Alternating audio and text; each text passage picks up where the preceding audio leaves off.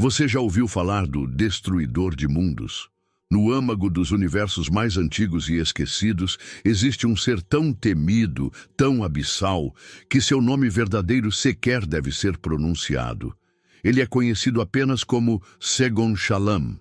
Alguns o chamam de o Ser de Chumbo. Esse nome talvez seja um anagrama, um disfarce, porque, segundo antigas tradições esotéricas e relatos cósmicos, apenas pensar ou falar o nome verdadeiro de um ser como esse pode evocá-lo, pode criar uma conexão, pode dar-lhe passagem. E este não é um ser qualquer.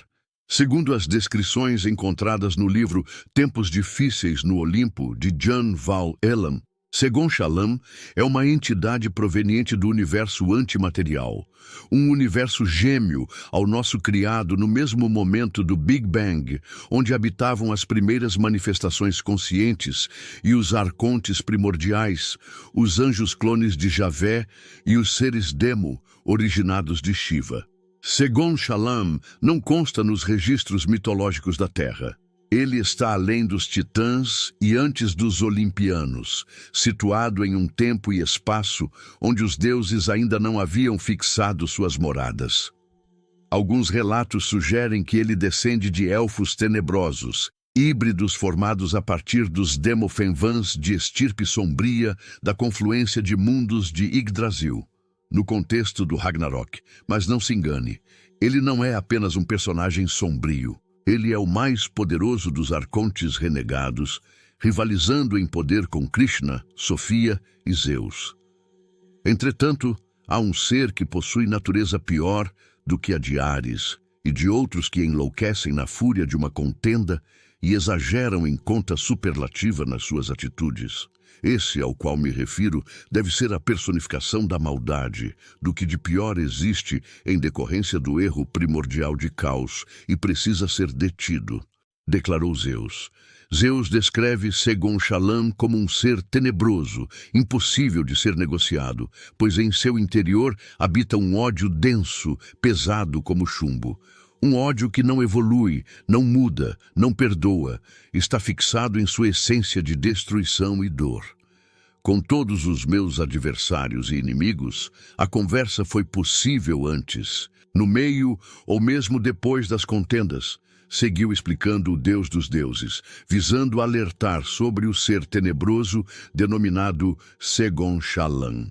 Todavia, com este, cujo pensamento determinante do ódio destruidor é nele fixado feito chumbo, não existe nenhuma possibilidade de negociação, pois o seu engendramento híbrido titânico, associado à linhagem de alguns dos adversários, elfos tenebrosos da escuridão, daquele a quem vocês chamam de Odin, reúne somente o que de ruim, odiento, perverso e bestial veio à existência e para esse ser convergiu.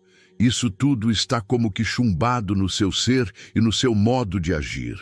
Segundo os registros cósmicos, Segon Shalom reúne o que há de mais odioso e perverso que já se manifestou. Sua origem remonta às primeiras falhas do Criador, Javé, também chamado de Caos, e às experiências genéticas que deram origem a seres disformes, danificados e monstruosos.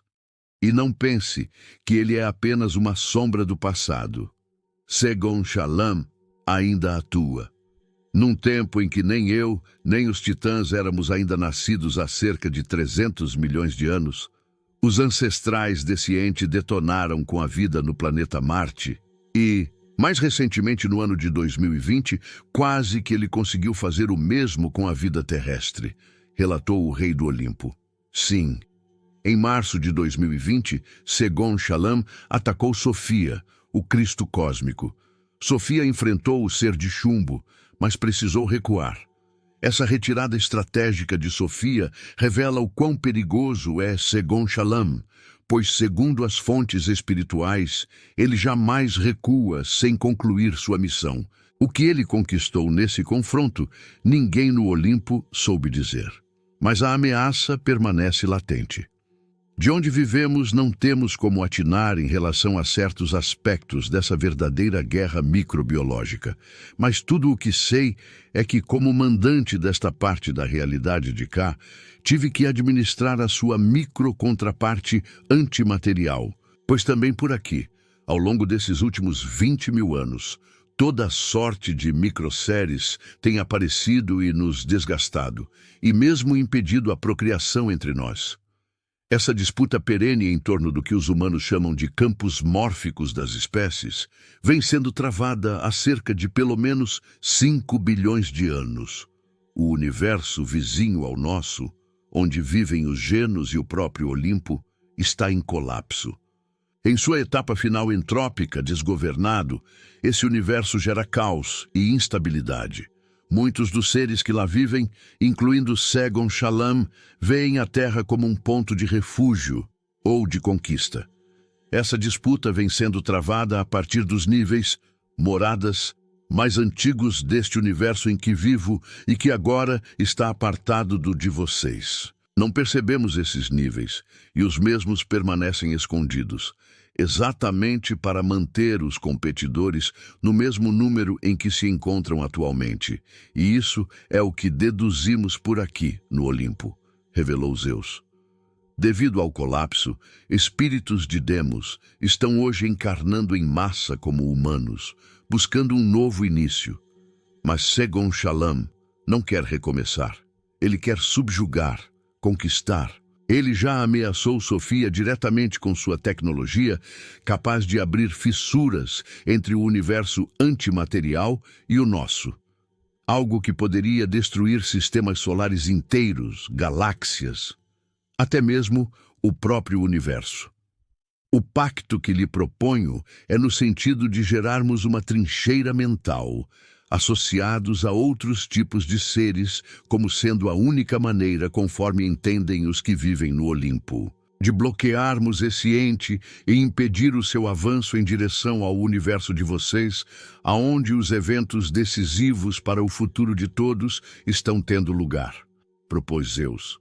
Talvez esse seja um dos motivos pelos quais Jesus, na forma cósmica de Sofia, ainda não retornou como prometido. A presença de Segon Shalom é uma ameaça tão séria que o retorno colocaria a Terra em risco direto.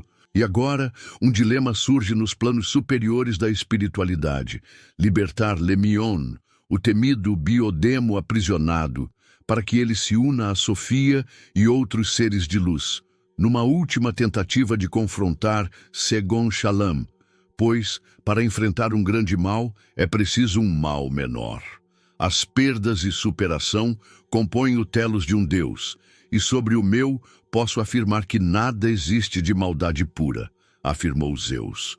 Essa batalha ainda está por vir, mas sua sombra já se projeta sobre nós. Você está preparado para entender quem realmente governa as fronteiras do cosmos? Se sim, inscreva-se no canal, deixe seu like, ative o sino